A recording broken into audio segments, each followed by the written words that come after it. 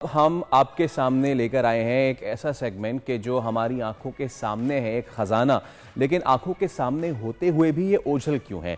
Blue economy नजर के हमारे बिल्कुल सामने, और इतना सामने कि हमारे बिल्कुल सामने समुद्र है और इतना खजाना उसमें है। हम सिर्फ फिशरीज की बात नहीं कर रहे बल्कि ब्लू इकोनॉमी से रिलेटेड आज बहुत सारी ऐसी इंडस्ट्रीज हैं जिससे पाकिस्तान बहुत बाय लीप्स एंड बाउंड्स तरक्की कर सकता है, लेकिन हम नहीं कर रहे हैं। आइए आपको बताते हैं कि ब्लू इकोनॉमी सबसे पहले होती क्या है।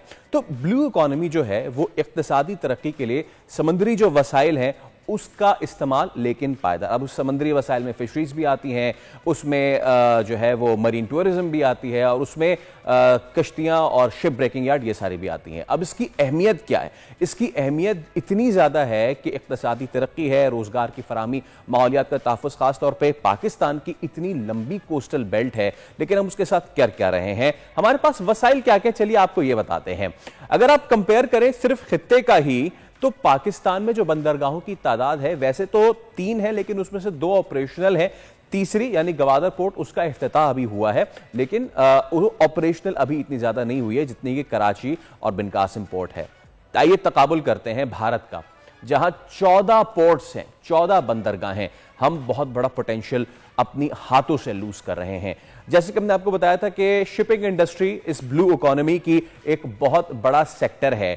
तो आइए देखते हैं कि इस बहुत बड़े सेक्टर से पाकिस्तान कितना फायदा उठा रहा है, उठा पा रहा है भी या नहीं उठा पा रहा है। पाकिस्तान के पास इस वक्त माल बरदार बहरी जहाजों की तादाद देखिए कितनी है, सिर्फ 12। भारत के पास यही तादाद है 2000, जबकि बांग्लादेश के पास यह है 80। अब इसमें एक बात नोट करने वाली है खातिन हज़रात, और वो ये कि 1970 तक पाकिस्तान के पास 71 जहाज हुआ करते थे, लेकिन 70 से लेकर 2024 तक हमने वो जहाज पता नहीं कहां कर दिए।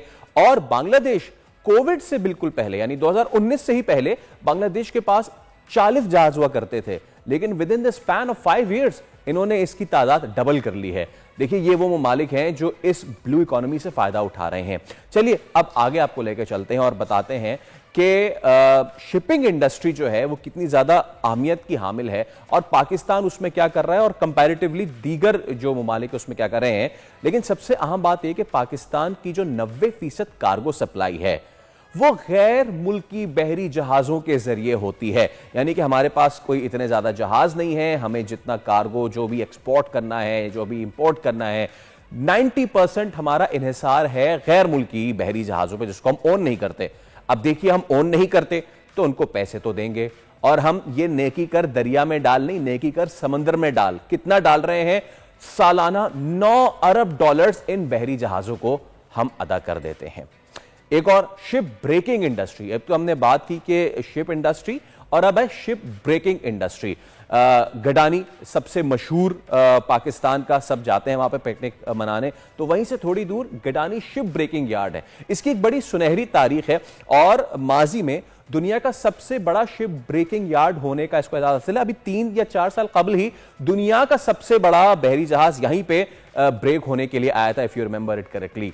लेकिन अब इसकी क्या हालत हो गई है? रैंकिंग पे नजर डालें तो इस वक्त चीन नंबर 1 है शिप ब्रेकिंग में, भारत नंबर 2 है, इसके बाद बांग्लादेश नंबर 3 है, खित्ते से थोड़ा दूर तुर्की नंबर 4, और हम बिल्कुल 5 पे आ गए। ये इंपॉर्टेंट क्यों है? शिप ब्रेकिंग इसलिए इंपॉर्टेंट है कि जब शिप ब्रेक होता है तो उससे जितना खाम माल निकलता है उसको आप दीगर जो है वो चीजों में इस्तेमाल कर सकते हैं, खासतौर पे स्टील। उसके लिए आपको माइनिंग करने की जरूरत नहीं होती आयरन ओर की, और वो स्टील जो है वो रिसाइकल भी हो सकता है। लेकिन हम इसके साथ क्या कर रहे हैं ये आपके बिल्कुल सामने है। Let's go on to the next fact check, और वो ये कि गिडानी शिप ब्रेकिंग यार्ड जो है वो इस वक्त अब खतरे में है। और आलमी मेयार के मुताबिक, वर्ल्ड रूल्स के मुताबिक, ब्रेकिंग यार्ड जो बनाने की डेडलाइन है वो है 25 जून 2025। लेकिन हमारा शिप ब्रेकिंग यार्ड आलमी स्टैंडर्ड नहीं है, और अगर वो नहीं हुआ तो फिर क्या होगा? फिर ऐसी सूरत में जहाज की फरोख्त पर पाबंदी भी लग सकती है। Now coming to another thing जो कि बहुत ही इंपॉर्टेंट है, ब्लू इकोनॉमी का एक और बहुत important aspect, and that is fisheries. Pakistan की, जैसे मैंने आपको बताया, बहुत बड़ी कोस्टल बेल्ट है, पाकिस्तान की आबी गुजरगाहें इतनी हैं, इतनी जबरदस्त जियोपॉलिटिकल लोकेशन है, अरेबियन सी हमारे पास है, और पाकिस्तान की जो बरामदात हैं फिशरीज में वो 416 मिलियन डॉलर्स की हैं। लेकिन मजे की बात यह है कि इसके बाहर 70,000 टन मछली ईरान स्मगल हो जाती है। भारत की बरामदात देख लें इसके बरक्स तो 7.3 अरब डॉलर्स है। तो नाजरीन, इसके साथ साथ और भी बहुत सारे सेक्टर्स हैं। We would have like to talk about the coastal tourism as well, और किस तरह मालदीव जैसा छोटा सा मुल्क सिर्फ कोस्टल टूरिज्म पे चल रहा है, और हमारी गालिबन 1000 किलोमीटर की कराची से लेकर गवादर तक की कोस्ट लाइन, और हम उसके साथ क्या कर रहे हैं ये हमने आपको बताया। Now over to you Sonia. Thank you so much Faisal. बड़ी ही डिटेल में ब्लू इकोनॉमी के बारे में हमने जाना। अब इस पर बात करने के लिए हमारे साथ गेस्ट मौजूद हैं। कोमोडोर रिटायर्ड बाबर बिलाल साहब, जो कि director Indian ocean industry study centre हैं, और साथ में वो वाइस प्रेसिडेंट भी हैं national institute of marine time के। उनको वेलकम करते हैं। अस्सलाम वालेकुम सर। ब्लू इकोनॉमी एक ऐसा ख़जाना है जो कि नज़रों के सामने होते हुए भी तवज्जो से ओझल है। मसाइल का अहाता तो हमने कर डाला है, लेकिन इसका हल है क्या? ब्लू इकोनॉमी से पूरी तरह फ़ायदा उठाने के लिए क्या किया जा सकता है? जी वालेकुम सलाम। Thank you very much. आपने इस अहम इशू के ऊपर मुझे अपने प्रोग्राम में मदऊ किया। देखें, ब्लू इकोनॉमी और मैरीटाइम इकोनॉमी तकरीबन सिनोनिम के तौर पे इस्तेमाल किए जाते हैं। सिर्फ ब्लू इकोनॉमी का जो फ़र्क मैरीटाइम इकोनॉमी से है, इसमें हम एनवायरनमेंट के जो इश्यूज़ हैं, क्लाइमेट के, या हमारा जो समुंदर है या समुंदर के रिसोर्सेज हैं, हम उनको इस तरह एक्सप्लॉइट करते हैं कि हमारे जो आने वाली नस्लें हैं उनके लिए भी कुछ चीज़ें बच जाएँ, या मछली हम इतनी निकालेंगे जितनी मछली सस्टेन कर सकते हैं। सो ये थोड़ा सा बेसिक फ़र्क है जो मैं आप शुरू में बताना चाहता हूँ कि ब्लू इकोनॉमी या मैरीटाइम इकोनॉमी, जब हम लफ्ज़ का ये मतलब है। अब रहेगी बात पाकिस्तान के लिए ब्लू इकोनॉमी। देखें, पाकिस्तान एक मैरीटाइम मुल्क है मेरे नज़दीक। हमारी तकरीबन 91% जो हमारी बरामदात और एक्सपोर्ट्स हैं वो समुंदर के रास्ते होती हैं।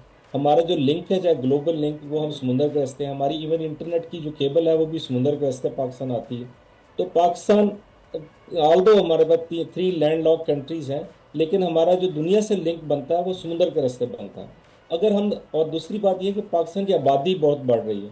समुंदर हमारा फ्यूचर का फूड सोर्स है। अगर हमने इसको अच्छी तरह प्रिजर्व नहीं किया, या हमने इसको अच्छी अपने मुताबिक एक्सप्लॉइट नहीं किया, तो हम इससे इसका फ़ायदा ना उठाया, तो हम आने वाली नस्लें हमारी हमें कर्ज करेंगी। इस वक्त प्रॉब्लम ये हो रही है कि पाकिस्तान के अंदर एक सी ब्लाइंडनेस का इम्पैक्ट आता है कि हमारे जो डिसीजन मेकर्स हैं या लीडरशिप है, उनको शायद उतना अदराक नहीं है कि जो समुंदर के फ़ायदे उठा सकें। और हमारी जो सेंचुरीज ओल्ड कॉन्सेप्ट है कि हम ज़मीन से मोहब्बत करते हैं, हमारे लैंड ओरिएंटेड लोग हैं, उसका नुकसान ये हो रहा है कि अब दुनिया सारी, अगर आप गौर करें हिस्ट्री में देखें कि जहाँ जहाँ जिस मुल्क ने समुंदर के ऊपर काबू किया, जिसने समुंदर को एक्सप्लॉइट किया, वो मुल्क दुनिया में तरक्की करता है और वही सुपर पावर के नाम से गिना जाता है। जो मुल्क ने लैंड की तरफ ध्यान दिया या लैंड के रिसोर्सेज के ऊपर सिर्फ इन्हिसार किया, वो अल्टीमेटली सफ़ाए हस्ती से मिट जाता है। तो हमें इस वक्त जो प्रॉब्लम है, या हमें जो करना चाहिए कि ब्लू इकोनॉमी हमारी नेशनल इकोनॉमी, और नेशनल इकोनॉमी जो हमारी नेशनल सिक्योरिटी का लिंकेज है, इसको समझना चाहिए और इसके ऊपर एम्फेसिस करना चाहिए और इसके ऊपर हमें काम भी करना चाहिए।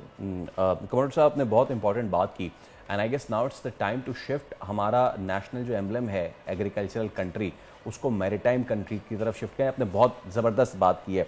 अच्छा, हम अभी फ़िशरीज़ की बात कर रहे थे, और यकीनन पाकिस्तान के समंदरों में बेशकीमत बेशबहा जो ये बायोडाइवर्सिटी है ये बड़ी ज़बरदस्त है। इसी का एक फैक्टर सर, जो शिपिंग इंडस्ट्री है वो भी बहुत अहमियत के हामिल है। अब मैं स्पेसिफिकली अगर शिप ब्रेकिंग यार्ड की बात करूं, एक वक्त था कि गडानी की मिसालें दुनिया में मिलती थी। अभी बल्कि 4 साल पहले ही दुनिया के जो सबसे बड़ा बहरी जहाज था वो भी ब्रेक होने यहाँ पर आया है। क्या गलत हो रहा है इस वक्त गडानी शिप ब्रेकिंग यार्ड के साथ, और is it at the brink of destruction?